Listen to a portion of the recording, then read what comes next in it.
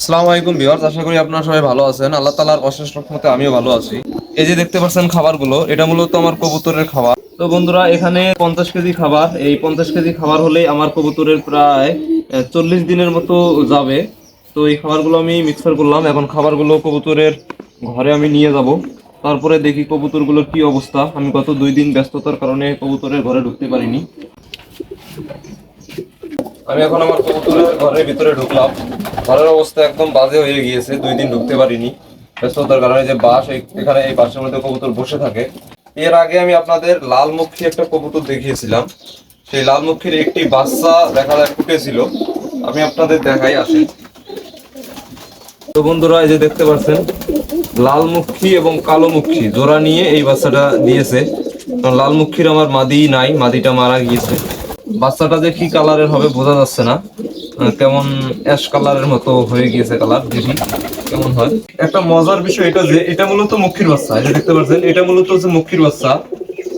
আর এই বাচ্চাটা দেখি যে গতকাল এখানে পড়ে আছে। রাতে এসে দেখি যে এখানে সুন্দর জোড়া নিয়ে বসে আছে। মক্ষী কবুতর জোড়া একেও খাইয়েছে, একেও খাইয়েছে। তো যাই হোক, ভালোই হয়েছে, যেহেতু আমি জানি না যে এই বাচ্চাটা কোন কবুতরের বাচ্চা। তো আর একটা বিষয় হচ্ছে যে এই যে দেখতে পাচ্ছেন অনেক কিন্তু জায়গা পড়ে আছে। এই যে দেখেন, ওর বাসা আছে, বাসায় ডিম না পেরে দেখেন মেজের মধ্যে ডিম পেরে দিয়েছে। তো বন্ধুরা, এবার রেসার কবুতরের আমার একজোড়া সুন্দর বাচ্চা হয়েছে। আমি সেই বাচ্চা জোড়া আপনাদের দেখাই। এই যে আমি এখানে এদেরকে ছেড়ে দিয়ে আমি আপনাদের দেখাই, দেখেন কত সুন্দর বাচ্চা হয়েছে। এই যে একটা ধরলাম বন্ধুরা, এই যে দেখেন বাচ্চা ধরা। এই যে এটাই মূলত আমার রেসারের বাচ্চা। কত সুন্দর একজোড়া বাচ্চা হয়েছে দেখেন। এই যে দেখেন, এটাও কিন্তু মূলত রেসার কবুতর। এই যে এটাও রেসার কবুতর। এর মাটা হচ্ছে যে মাক্সি এবং এর বাবাটা হচ্ছে সবজি রেসার।